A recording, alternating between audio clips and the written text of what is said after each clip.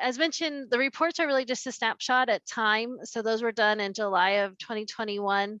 And so this story obviously continues. People working every day on the ground out there. And we wanted to have an opportunity to talk to people from different landowners and their story, and also put more of a story behind some of these numbers. And as we heard, fires don't really stay on property lines. They burn across private and public lands.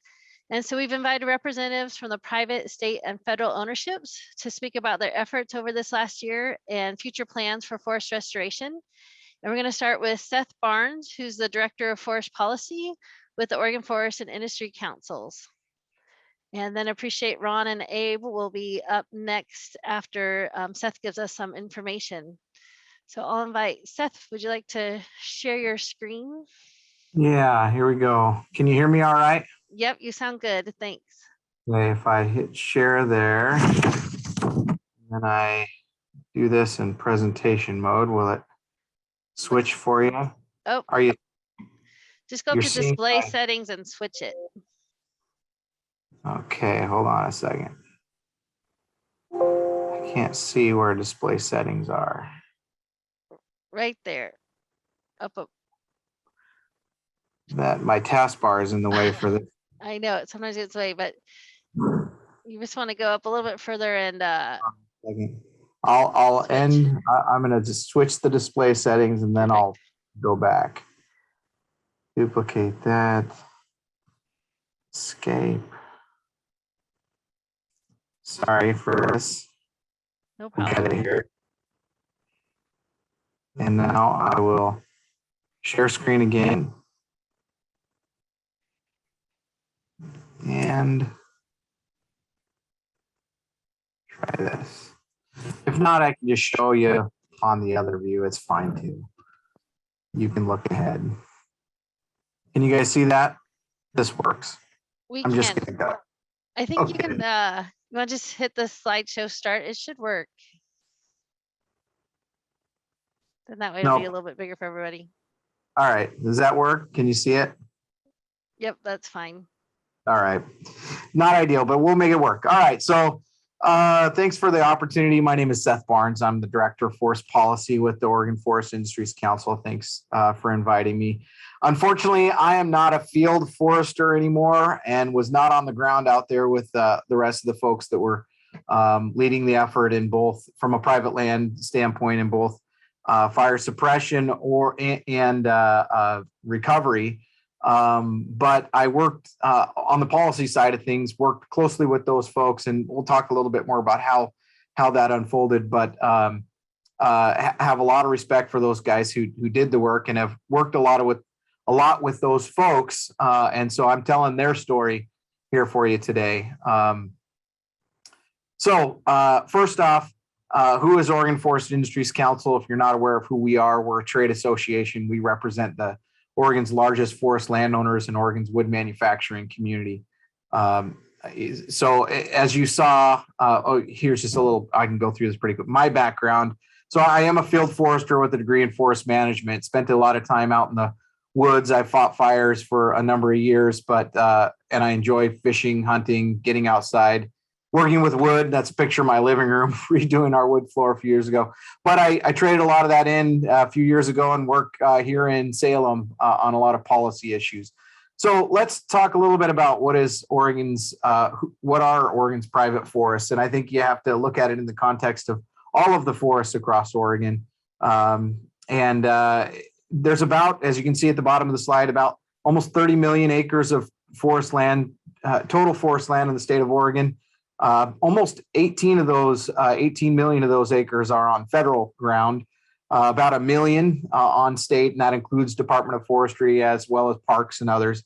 500,000 of tribal, and then leaves about 10.3 of private. And that's, as you can see, the bulk of those are even small private landowner properties. And then the large landowners, we manage about 4.3 million acres of forest land in the state. And so that's kind of the general makeup of forest land here in the state of Oregon. Let's talk a little bit about these fires. And as you heard, and I'll just repeat some of these numbers, over 1 million acres burning following that Labor Day, that Labor Day event.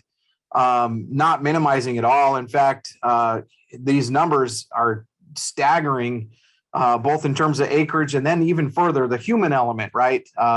Don't want to look past the fact that nine people lost their lives in these events. 6,000 homes, businesses, structures destroyed. Over 50,000 people evacuated. That's all been talked about already. But as I focus a little bit more on the forestry, I don't want to lose sight of just the enormous impact that this event was for the state of Oregon, and for many individuals, it was completely life-changing. So as you saw earlier with Mark's presentation, the acres that burned here in these fires largely followed what was in the path, right? And these were wind-driven events. We've seen, well, none of us have seen events like this, but the state of Oregon has. It's just been, decades ago in the form of the Tillamook burn and other fires, other historic fires. We had seen in our history in the state of Oregon a couple of other events like this, and they were culture setting sort of events that we learned a lot from, and that we have pointed towards or pointed back to many times since. And now we've all lived through one, and here we are talking about it. But you can see as you look at this map, the crest of the Cascades, the red here is federal ground, and of course the yellow is large private, and the sort of lighter green is small private. These fires largely just burned whatever was in their path as the wind pushed them off of the crest of the Cascades and down into the valley. So the severity, and I'll go to the next slide here. The severity reflects that. You can see that the fires that burned at a very high level across all sorts of different ownerships, and that included everything from mature to middle age to young forest stands. And again, it's the nature of the wind-driven fire that we experienced. And many of these stands were total losses in many areas. So I also want to point out that before I get into sort of the recovery, the timber industry, forest industry, as well as the small private or small family-owned forestry are all part of what we call the militia, right? The response team, and that's across ownership too. It's not as if the industrial forest landowners are just out there trying to protect their land. Certainly, they're interested in that and they're working on that. But when an event like this happened, it was all hands on deck, and there was neighbors helping neighbors, companies that sent all sorts of different resources and crews to help wherever they were needed, and in many instances held the line on all sorts of different ownerships to try to keep these fires from advancing down into communities any further than they did. And so it was a massive effort, a fire suppression effort that kept this event from being worse than it was. And in the midst of all of that, the private landowners were, even as the ground was still smoldering, they were, transitioning to assessing the damage and trying to figure out how do we rebuild and move on here. And so as part of that, as the transition from a fire suppression to a fire recovery, the first thing you think about is water protection. It was hot and things were burning, but the rain was coming, right? I mean, we were talking about September, and so October and November are just around the corner. And so it was all hands on deck from a private landowner standpoint to assess your culverts, your bridges, your ditches, your roads, looking for areas that cut banks, areas that needed to be reseeded quickly with grass seed, cross drains that needed to be replaced, sediment traps cleaned out, hay bales dispersed, water bars put where necessary to try to keep, as much as we could, try to keep the water quality in these areas very high. We're really proud of our high water quality on private lands, and we wanted to keep that to the extent possible. These events are almost impossible to keep from damage from occurring, but you're trying to mitigate that damage and reduce it. And that was happening in spades across private land over the last this summer, that fall right before the rains hit, and continued on this year. So we learned a lot as we transitioned into fire recovery. I want to go back again and talk a little bit about what we've learned over the years from events, from other, large scale events like this. And I'd start with Mount St. Helens. I probably should have started with the Tillamook, but we'll get there here in a second. The Mount St. Helens eruption was a great opportunity, a learning experience. Again, a tragic, devastating loss on so many fronts, but a real laboratory for learning on how to reforest and how to do it well. We learned a lot from that and continue to learn. And some of those lessons were put in place and are being put in place across Oregon right now. And the Tillamook burn was another one, like I said, back in the late 30s, early 40s, a series of fires similar to what we saw burning here last year. They learned how to do sort of some of this salvage activity, how to plant, and working with not only planting of seedlings, but transplanting and nursery culture and aerial seeding. I mean, they tried a whole host of different things, and out of that experiment, we have the Tillamook State Forest today, and we've learned a lot. Lessons learned, things we did well, and things we needed to improve on that are being implemented today in the aftermath of these fires. The science continues as we, to help us learn from the past, and we know that salvage and trying to recover some of these lands as quickly as possible can help to reduce reburn, which is a really important element. After everyone has, experienced what they experienced throughout a lot of these canyons coming off the Cascades, would just be a travesty, a tragedy to see those sites reburn. And so we're doing everything we can to reduce that risk. Here's another piece of science talking about the decline in forest regrowth are likely to continue in the absence of good forest management. And then carbon sequestration is another thing that we're all about on private land, trying to increase and keep those lands sequestering carbon, harvest the material that's dead and dying out there, and put those in long-lived wood products and get the carbon, get the trees growing back on the landscape. And again, fire is a big source of non-stock forested areas. And in terms of hastening our return to a complex complex forest following fire, we've learned that over time that this sort of restoration activity can help hasten that, but you have to move quickly, because there's only a short window for being able to cost effectively salvage and realize some of the value out of this dead material that's standing. So, like I said, right after the fire, our landowners were out there assessing roads, assessing stands, looking to see, there's sort of 3 bucket categories, and these get to some of the categories Mark was talking about earlier, sort of the mature stand, the young stand, and the middle-aged stand. With the mature stand on private land, it's a fairly easy decision that you want to get out there and harvest, and you need, you're trying to figure out all the different resource protection issues, but you're largely trying to figure out how do I harvest what I can to recoup the value that's there and pay for the reforestation, and try to start transitioning to the next forest. With that young stand, it's very similar, right? It's a pretty easy decision of these are acres that need to be reforested. With that middle-aged stuff, that's where it becomes really difficult. And the picture you're seeing here would, I think, qualify for that sort of a stand, where it wasn't big enough to really reach the harvest size. Yet it wasn't, it certainly poses some challenges in terms of reforestation, between the shade and just ease of being able to get in there and do it. And so I know a lot of landowners are struggling with what to do in those areas. I know there's going to be a lot of those acres that will be replanted by hand, just in amidst the stems, some areas there is some effort to try to remove some of that material and increase the sunlight so that the trees can grow a little bit better once they're planted underneath.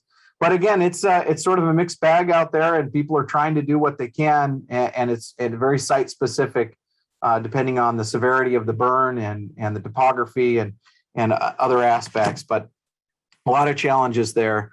In terms of assessing harvest, we're looking at managing the risk to reburn. So we're looking at a stand. You look at a stand like this and you think to yourself, okay, how do I manage the risk to reburn? How do I capture carbon of these dead trees if possible?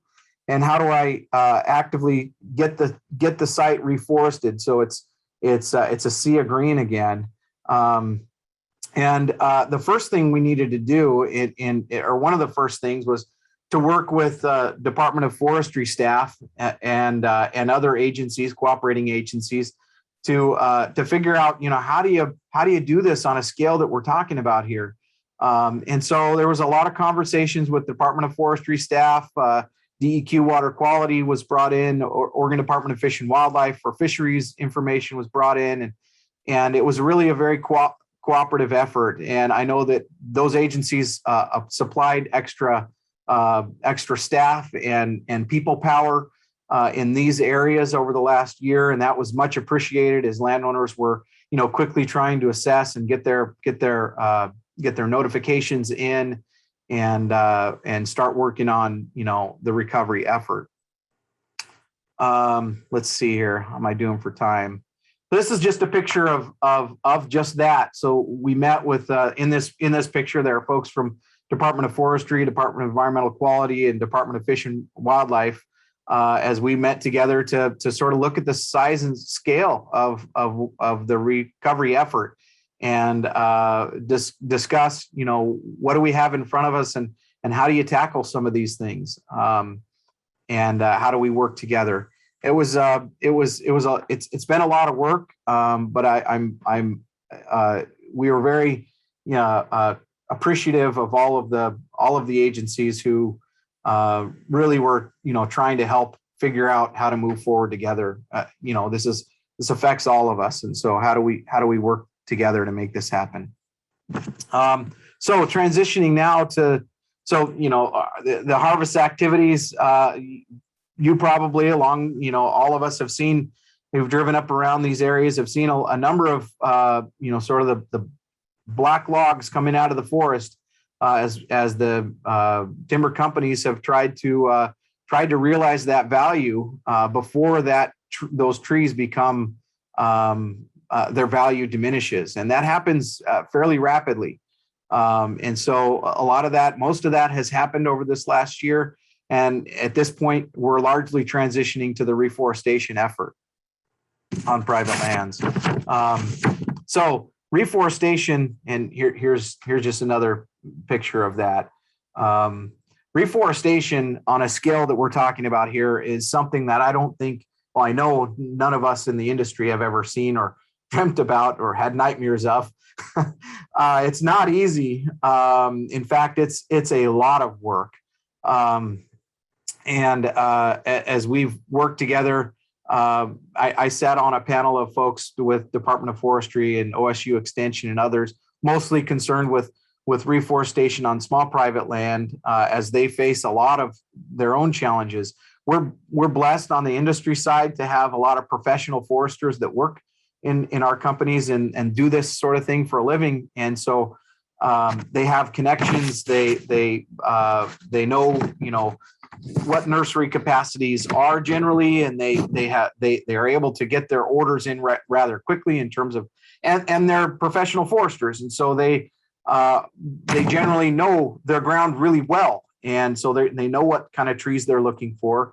They know the sites that they have to plan for in terms of elevations or topography or other potential impacts, and so they're able to organize those sorts of things very quickly relative to some of the small forest landowner folks, and get those orders in, right, and use their connections within the nurseries across Western Oregon, Northern California, Southern Washington, and mobilize as many seedlings as possible. And I know there was a lot of that going on. A lot of companies that were impacted by this were doing everything they could to finagle more seedlings this last year into this area. I heard as much as 4 or 5 times the amount of reforestation that they were used to in these areas was what went on last year. And I think you'll largely see even more reforestation going on this next year.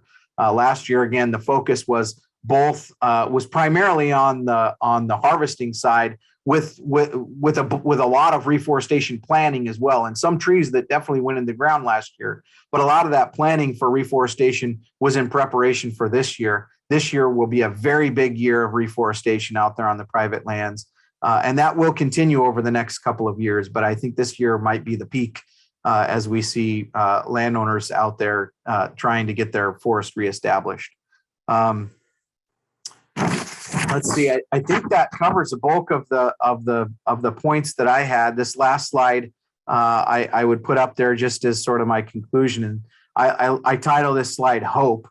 You can see in the background there's the remaining riparian area that was unharvested, and it stands as a standing dead buffer at this point.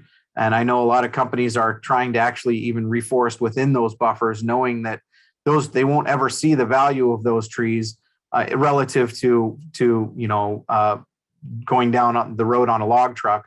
But there's certainly value in having those trees shoring up that ground, keeping the soil in place, and protecting water quality and providing habitat. And so I know there's a lot of that work going on, a lot of forest landowners investing in those areas, and investing in these seedlings that are put out there. That there won't be a monetary value for this little guy for 40 to 60 years on this land, but that's what the life of a forester is like. And so a lot of effort, a lot of work.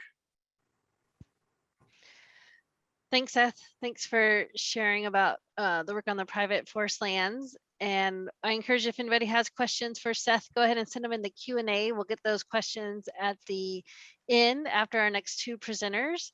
So I'd invite Ron Zilli, with the Deputy Division Chief of Planning with the Oregon Department of Forestry, is going to talk to us about things going on in the state forest lands. Good afternoon, everybody. Can everybody see the screen okay? Thumbs up, Julie? Looks great, Ron. Thank you. Okay, great. Well, good afternoon, everyone. I'm Ron Zilli, and I serve as the State Forest Deputy Division Chief for Planning with the Oregon Department of Forestry. The impacts to state forest land contained in the OFRI report are related to the Santiam State Forest, portions of which are shown in the foreground and midground of this image. Before I get into the details of the update, I want to share a little bit of information about state forest to provide context on our approach to the post-fire response. Here is a vicinity map showing the location of the Santiam State Forest, just to get everyone oriented to the forest location, which is approximately 30 miles east of Salem. The Santiam State Forest is an approximately 47,500 acre forest spread across Marion, Lynn, and Clackamas counties in the Cascade Mountain foothills. By law, state forests are managed to provide social, economic, and environmental benefits to Oregonians. These benefits include healthy and productive forests that provide clean air and water, recreation and outdoor learning opportunities, diverse native fish and wildlife habitat, and a sustainable and predictable flow of timber. State Forest Division manages 2 types of forest lands.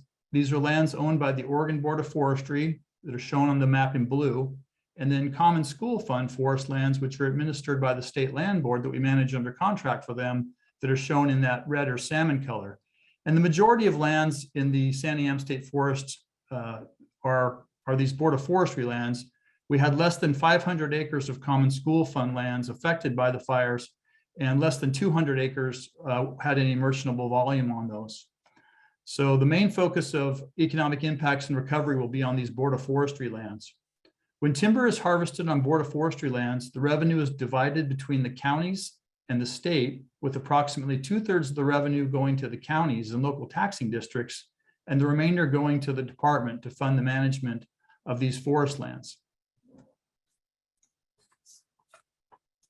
The Santiam State Forest shown on the map in light blue was impacted primarily by the Beachy Creek fire, with some scattered parcels in the Lions Head and Riverside fires.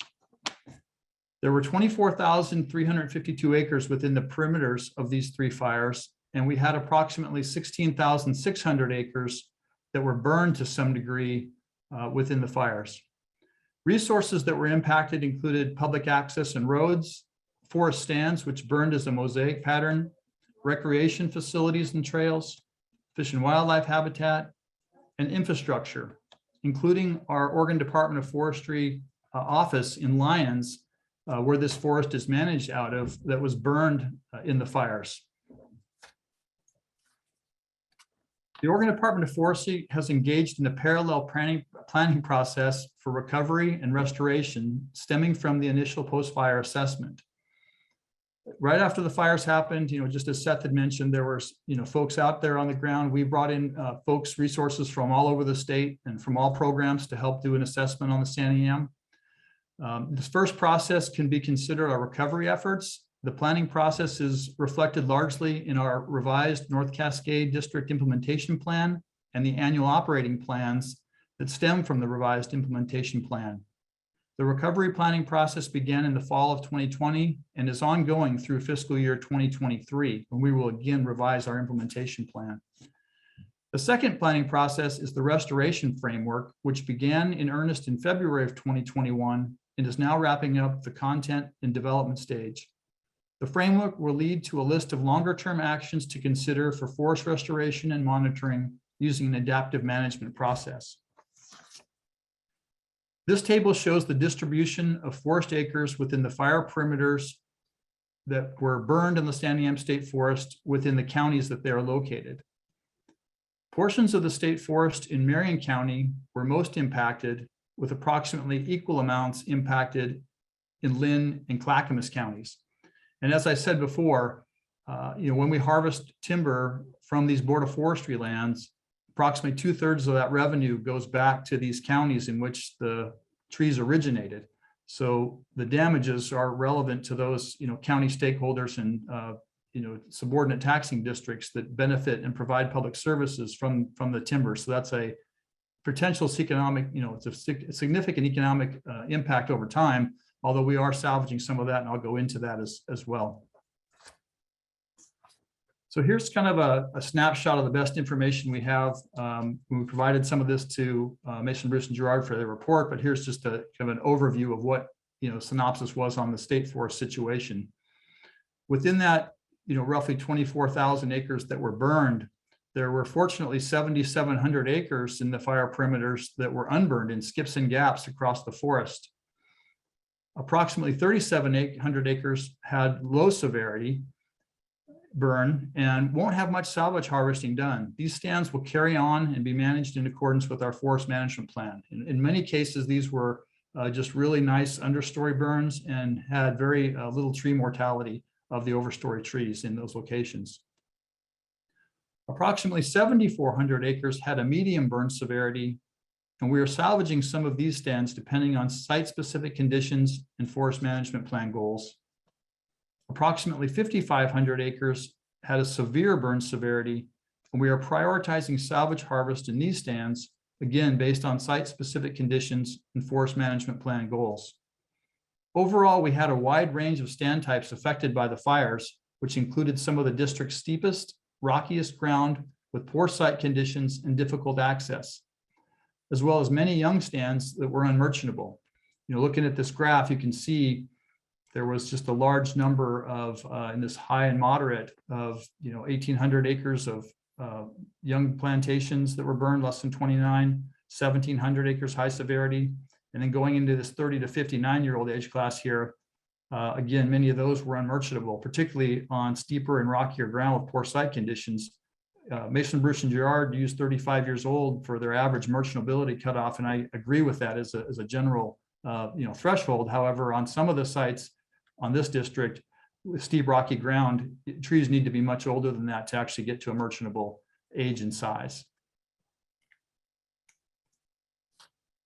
As we approached our post-fire recovery response, we gave thoughtful consideration to the full suite of social, economic, and environmental benefits that Oregon State Forests provide, including restoring safe access for employees and the public, water quality and wildlife habitat protection measures, reestablishing future stands more quickly in severely burned areas where natural seed sources are not available, post-fire timber harvesting, retaining legacy structures, including green trees, snags, and down wood. Some of the lessons from the past where, Seth had showed some of those pictures of snag falling, et cetera, in the Tillamook burn and earlier fires. We've learned that those are, once in a stand generation or forced generation events when you've got a catastrophic fire, and we do need to retain some of those on the landscape for other benefits. We provide aquatic and riparian buffers, and we're going to be restoring trails and recreation infrastructure and taking a mixed approach to reforestation that includes tree planting, aerial seeding, as well as some natural regeneration areas. And here's just a quick snapshot of a completed harvest unit on state forests. And we do things a little differently. In our lane as a public land manager, our strategy was to retain any green trees where they existed in this burn forest, to preserve those, as well as the green stands and the skips and gaps. And then we left snags and down wood out there as well, including stream buffers. If they were dead, we left standing, snag stream buffers where they were required in our forest management plans, and buffered all of the perennial streams that were there. Here's a summary of the accomplishments that we've done to date. Keep in mind, there were many obstacles to overcome accomplishing this work. Our staff were fighting fires well into October of 2020, and our North Cascade district staff that manages the Santiam State Forest lost their district office and all their equipment in the fires. So we had to relocate them to our Salem compound, augment their staff with other staff from around the state who had all been out fighting fire all summer. Then throw in COVID, and then you add on a difficult 2021 fire season that we're just coming out of. And these accomplishments, I feel, should be celebrated, and they represent the achievements of a lot of dedicated staff providing services to Oregonians. So thus far, we've sold or planned 13 timber sales, with the majority of those being sold. They resulted in approximately 2,100 acres of post-fire harvest, most of that being regeneration harvest. We've got 52 million board feet of timber that's been harvested so far, generating $23.3 million in total revenue. We had 204 miles of road that were affected in this fire. We've already cleared out all those roads, provided work order contracts and service contracts to get those roads reopened. There's a picture here in the lower right showing just an image of one of our roads, but we had over 200 miles of roads that we had to go and remove trees, bank slough, had to replace 76 culverts. And to date, we've spent over $1 million on road projects. And just about done with that. The road system's back in shape, so we can begin managing and continue to managing the forest. But all that's been done in just the 14 months since the fires occurred. Some of our reforestation accomplishments. Last year, we planted a little over 1,000 acres. We originally had planned about 500 acres. And it was only the day after the fires started, we had our seedling procurement coordinator on the line to all the nurseries, and he was able to acquire some additional surplus seedlings that were growing in the nurseries, get those locked in, and we were able to double the amount of planting we did last year compared to what we had planned, and planted a little over 1,000 acres. Coming up this winter, we've got 2,700 acres planned. We also initially, last winter, shortly after the fires, contracted out for some aerial seeding work that was done. We had adequate seed in our, in our seed bank for the state forest. So we aerial seeded 4,338 acres, primarily in moderate and high severity burn areas. Some of these areas are very steep and rocky with really difficult access, and we chose to go ahead and get an early jump on getting trees reestablished in there through aerial seeding right away to try and get a jump on and getting that area reforested. Overall, we're going to be looking at $2 million in reforestation costs to reforest the Santiam. Not all that's been spent yet. Would like to acknowledge American Forests. I don't know if you're familiar with that organization or not, but they approached us shortly after the fires and wanted to help with reforesting public forests. And, through the past several months, and we were able to negotiate a grant with them, and they provided a grant of $927,000 for tree planting. And this is going to be expended between 2021 and 2025. And it's estimating that they're going to end up paying for roughly 2 million seedlings out on the Santiam State Forest. So just want to, congratulate them for their willingness and help and support, and thank them for reestablishing Oregon's forests. Here's kind of a walkthrough summary in, closing here. The district acres, again, approximately 47,500 acres. There were 24,352 acres within the fire perimeters, roughly 16,600 acres of that burned. And we've so far harvested 2,085 acres. And of this 16,006, I'm going to kind of walk through. So all these acres add up to that 16,006. So we've harvested a little over 2,000. We aerial seeded 4,300 acres, and those aren't going to be harvested. Those are just going to start growing and going into our forest restoration plan. We've planted and planned to plant 2,763 acres that are non-harvest units. These were those young plantations and those submerchantable young stands. We've either planted those or plan to harvest 2,700 acres of those without doing any merchantable activity. There were 2,826 acres that had a low severity that were just carrying on with our normal forest management plan. They weren't impacted enough to warrant any special operations at this point, but we'll be continuing to monitor those and be working them into our ongoing operations plans. We still got a little over 800 acres that were of young stands. We're trying to figure out what to do with. They're in that 35 to 40-year-old range. We've got one of them that's up for sale this week, actually, but it's smaller wood on what we call cable ground. It's more difficult to harvest that material, get it to a processing facility, more work, and it's smaller diameter and younger age on some pretty steep ground. So it's we may or may not be able to sell that. We're getting down to the point where some of that stuff might not be merchantable, or that's just cost prohibitive to operate on. We've got 2,583 acres that are constrained by policy, and this consists of a variety of things within our forest management plan, northern spotted owl sites, terrestrial anchor sites, or other.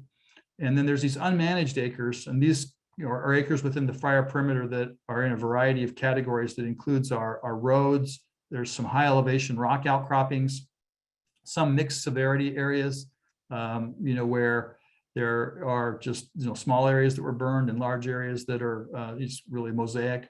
Our roads again and landings, some isolated parcels that we don't have access to that are primarily included in larger expanses of federal forest lands, stream buffers, high landslide hazard locations, and some of our domestic water intake protection areas make up this last 1,100 acres.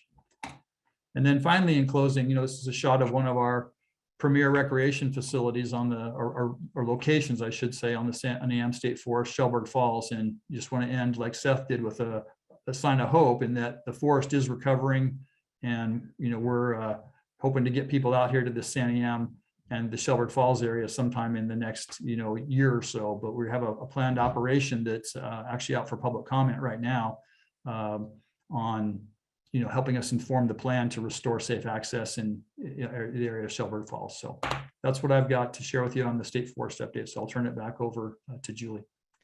Thanks, Ron. I appreciate that update. And as a fellow Oregonian, I appreciate all the department does for the firefighting and all the work all of you put in throughout the year. So thanks for that presentation. Now I'd like to hear from Abraham Willer, who's the state lead ONC forester with the Bureau of Land Management. And appreciate Abe coming on and talking about some of the federal ownerships. Thanks, Julie. Hi, everybody. If you know me, I think you know that I would much prefer to be in person, shaking sweaty hands and seeing a bunch of shiny faces. But I do appreciate us getting together and having this important conversation here. So let's see if I can share that presentation. There we go.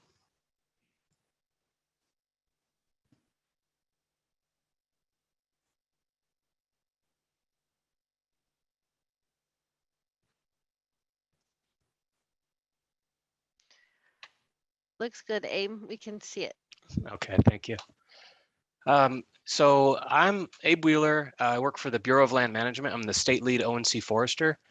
And again, just like Seth was saying, I haven't been working in the woods for a while. I'm trying to, collect the work and the data that a bunch of folks that are scrambling up the hillsides are, a lot of hard work that they're doing. So I'll do my best to try to summarize that at a fairly high level here.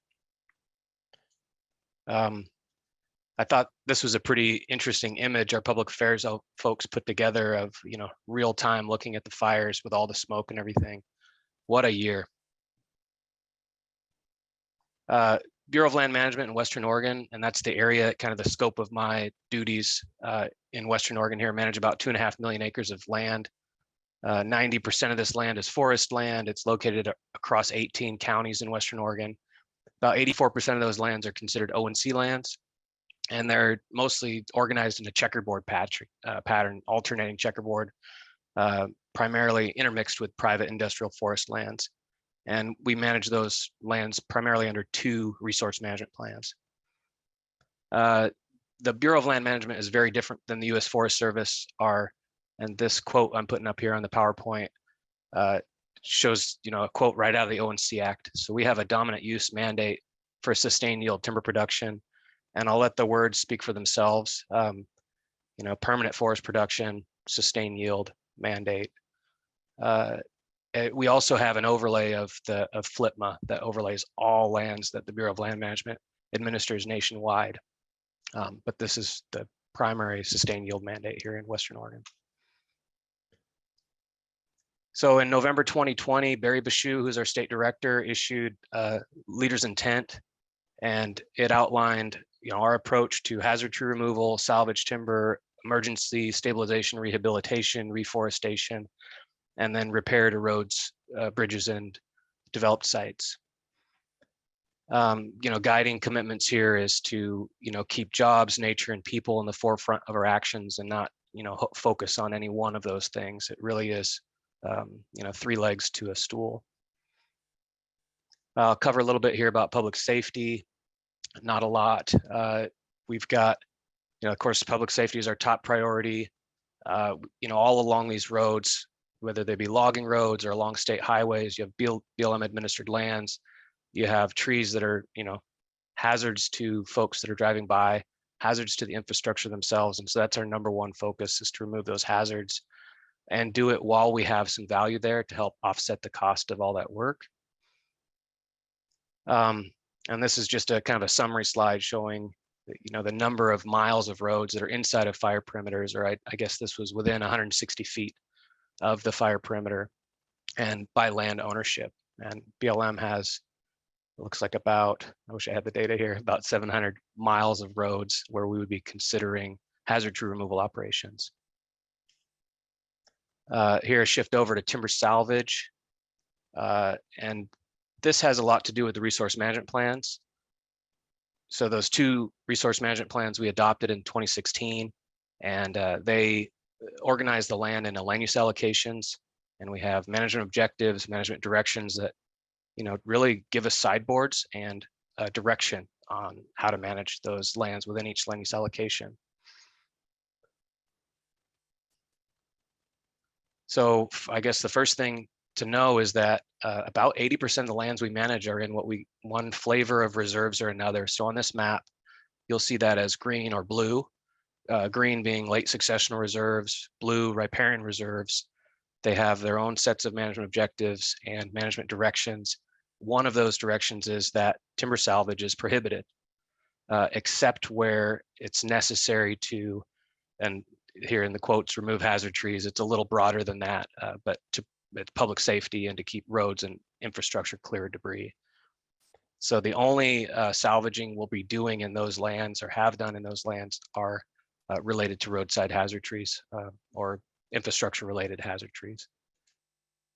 And in that 20% of the lands that are in the harvest land base, those are the timberlands that are dedicated to sustained yield timber production on these ONC lands. And that's where it's not that, salvage is encouraged. I'd say by this piece of management direction, it's required, but it needs to be done where it's economically viable to do so. So it compels us to pursue salvage on those timberlands. And this pie chart shows about the breakdown of what was inside the fire perimeters. So about a third of what burned on BLM in Western Oregon was in the harvest land base. So that's 40,000 acres kind of to start from. So, and I'm going to kind of go through this in like a sieve to say, well, how do you arrive at, how do you take that 40,000 acres and arrive at what you're actually going to implement harvest treatments on? And a lot of this is in parallel to what you've seen before here from Ron and from Mark, where we've got, high and moderate severity areas where most of the trees are dead. Those are the areas that are where timber salvage is warranted. In these low severity areas, for the most part, we're not going to be salvaging in those and unburned areas. So that's about 24,000 acres of the 40,000 that were in high and moderate severity burns. And then tree size, and Mark talked about 35 being the cutoff between merchantable and non-merchantable. And on BLM, we really look at it about 50, partly because the time it takes to get the contracts to market, and then the time it takes to implement the harvest. The 35-year-old trees don't last very long out there after a burn. So, looking at those, those areas between, I guess above 50 years old, you're talking about 14,000 acres. That's the full universe of salvage, where we're would potentially pursue salvage on the harvest land base. Of course, there's a lot of considerations. You take that 14,000 acres, and we have, other than the ONC Act, there's a lot of other laws that the BLM adheres to, and the NEPA, the Endangered Species Act, Clean Water Act, for example. And all of those feed into our resource management plans. They feed into our project planning. And so there's environmental considerations and economic considerations. It's not a timber sale unless it can sell. And it doesn't happen unless it complies with all these environmental requirements. So, and we, this is kind of an outflowing of NEPA in the federal planning process for environmental planning. There's environmental impact statements, environmental assessments, and categorical exclusions. And this kind of just outlines that we're taking different approaches in different places, depending on what tool is right for the job. And then time is of the essence here. And I've heard a number of presenters say that these trees, once they're killed by the fire, there's a limited amount of shelf life, limited time where they have enough value to pay their way out of the woods. And so we've made adjustments to our targets and our staffing levels in Oregon to shift people around and shift funding around, shift targets around to pulse the work where it's needed the most. So just an image of that sieve, as you work your way down from the 40,000 acre total to 14,000 acre universe to what we actually get implemented on the ground. So we do have some accomplishments from fiscal year 2021 I can share with you. So this pie chart shows timber salvage is purple, and then thinning is light green, regeneration harvest is dark green, and all the road work is yellow. Pie chart is there in volume. So we offered about 299 million board feet of timber volume, short log, Mark, not long log. So if you know the conversion factor, there you go. And about 178 million board feet of that was either salvage or hazard tree removal. And I'm not able to see in our silvicultural database which is which. It's just lumped in a single category. But still over half of our program was salvage or hazard tree removal in FY21. And that replaced everything else. All those salvage sales replaced what we already had in planning. And talk about a monumental effort for the federal government to replace a bunch of projects that have been planned over 2 to 3 years with salvage projects and pull them off in the same year. It's really impressive, a huge effort from so many people. And then off in the sidebar there, it talks about revenue. So of the sales we offered, I guess here's a point, every sale we offered sold in FY21, and $38 million of the $75 million total was from that salvage and hazard tree related work. Looking forward, oh no, I guess I should stay looking at 21 for a minute. So that's about 6,000 acres that we've covered so far. And it's not apples to apples. I think what the subset of that that's in the harvest land base is about 4,000 acres. so far that we've covered through commercial timber sales. Looking forward into FY21, at least the current draft of our plan, the last one that I reviewed, we're still tracking at about 278 million board feet total. 100 million, a little more than that, 100 million of that is wrapped up in either hazard tree removal work or timber salvage off the harvest land base. And then just looking at some trends, and these are trends that kind of been tracking since the 2016 RMPs were adopted. They replaced the Northwest Forest Plan on these Western Oregon ONC lands. The trend has been up on multiple ways you look at it. Timber outputs, volume under contract, revenue earned. We've been increasing our outputs on BLM lands in Western Oregon. So I'll touch a little bit on reforestation, and I'm not an expert on this by any means, but I did some work, trying to collect information for this presentation, understand, where we're headed. And, kind of a simple layout of the priorities would be to reforest the harvest land base. And one, I guess I got this from Roseburg District Silviculturist, so that covers the whole extent of the Archie Creek that lays over BLM lands down there in Roseburg. They think if everything goes according to plan, they'll have the entire harvest land base reforested by the end of this fiscal year, by the end of FY22. We only accomplished about 2,000 acres last year within the burn areas. Of course, we got to get seedlings, and there's a line at the nurseries for seedlings. And then resource protection inside those near stream environments. We want to reforest and get the shade back and keep the soil on the slope and protect natural resources there. And of course, we're not going to turn our back on the reserves. We want to do reforestation there, but it's really limited, right? Limited by funding and capacity. And that's why we have to have a priority scheme. Though this priority scheme will continue to be revisited, the land will be monitored, and even in those low and like the low and unburned areas, I guess I shouldn't say unburned, the low areas, we'll keep looking at those areas and reevaluate them to see if reforestation activities are warranted. And then a little bit here on costs. And these costs are going to look high to folks that use herbicides as part of their reforestation program. A lot of this is just manual, so you've got paper mats that you put around the tree ceilings to keep the grass down, and manual brushing to keep the shrubs from, overtaking the seedlings. But in Archie Creek, looks like we're aiming for about 28,000 acres of reforestation over the next 5 years. Beachy and Riverside, 27,000 acres over the next 6 years. And Holiday Farm, about 16,000 acres over 6 years. And those numbers, those costs, 20, 30, 40, 50 plus $1 million worth of reforestation expense. And this is all unplanned work. So yeah, that's all I have. I look forward to any questions any of you have.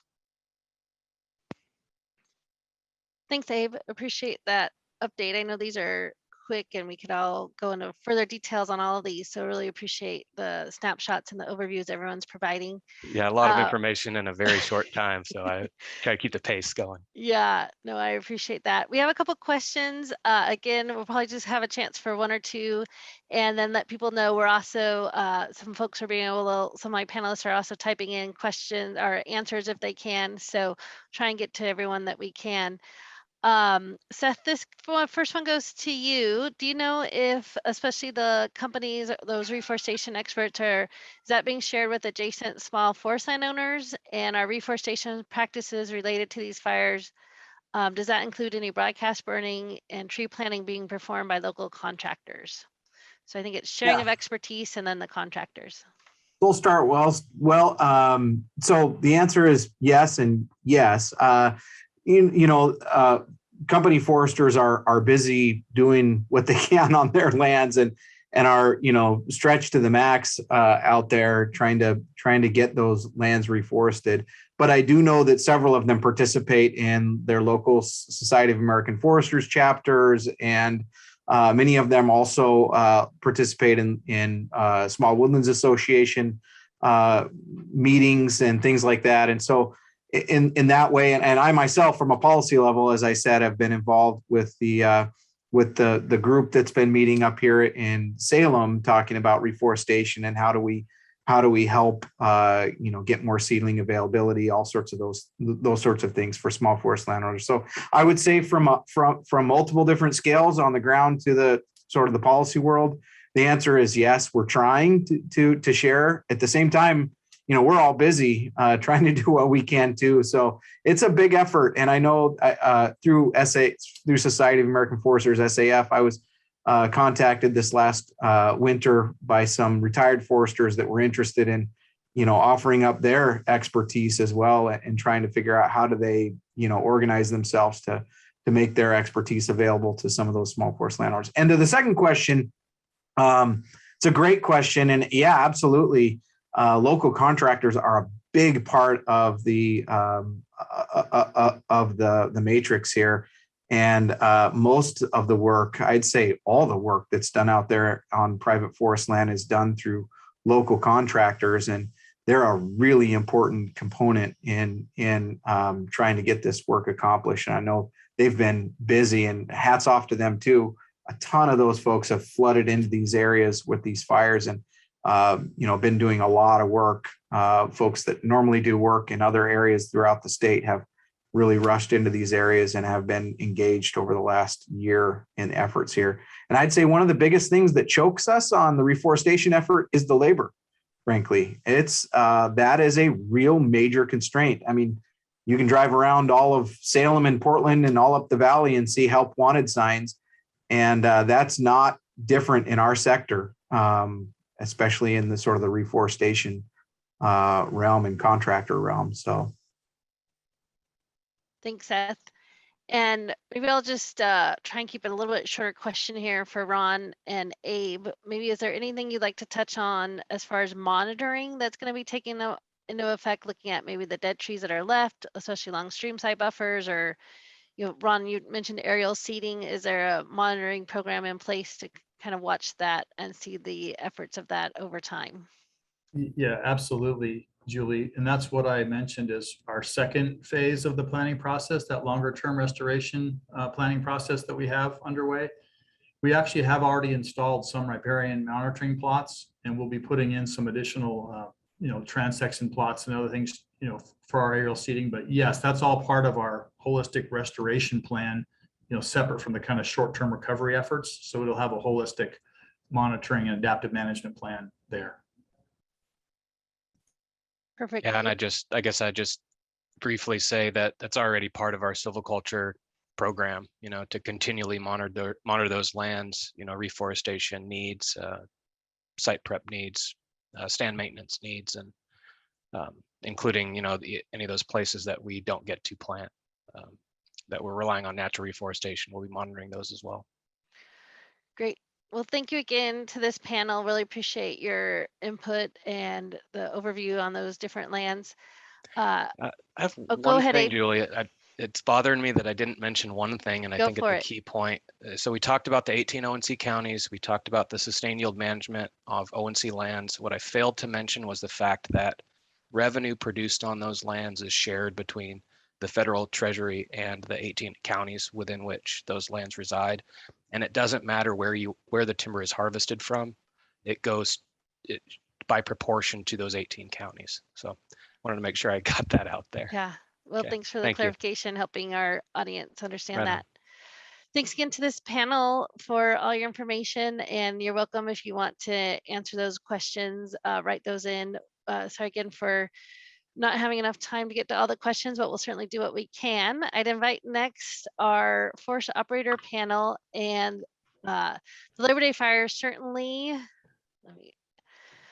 have impacted forest operators. This group lost equipment to the fires, turned around and fought on the front lines, and have been working through challenges and opportunities this past year in the recovery efforts.